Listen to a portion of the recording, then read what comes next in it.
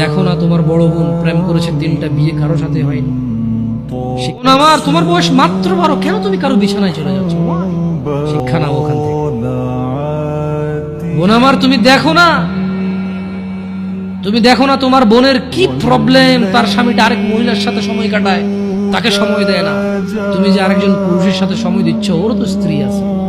তোমার বোনের ফ্যামিলির প্রবলেম তো তুমি যার সাথে সময় দাও তারও ফ্যামিলির প্রবলেম।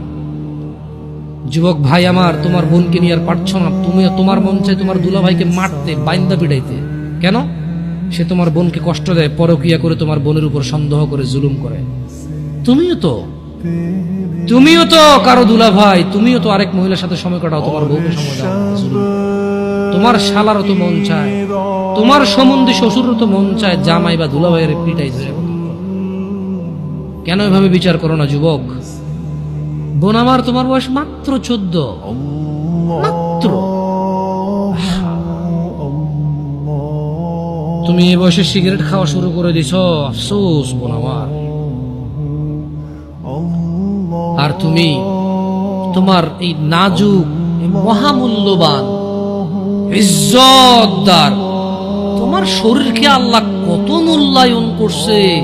তুমি জাহান্নামে গেলে তোমার বাপ জাহান্নামে যাবে, ভাবা যায়? মানে তুমি তোমার বাপের কান, তুমি তোমার ভাইয়ের কান, তুমি তোমার স্বামীর কান, ওরা হলো মাথা। আচ্ছা, তুমি হলা মাথা, ওরা হলো কান। তুমি হলা মাথা, ওরা হলো কান। তোমাকে আল্লাহ কত মূল্য দিছে। কারো মাথার মধ্যে যদি কেউ বাড়ি দেও, কি বাঁচবে? বাঁচবে না।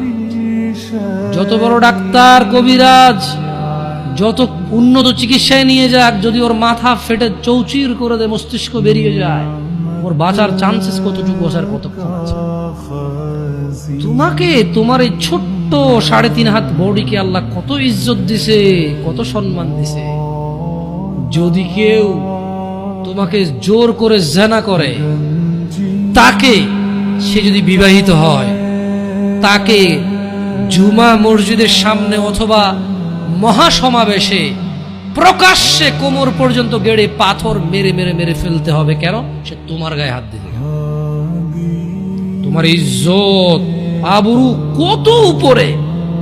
তুমি কি আর আল্লাহর সৃষ্টি জাতা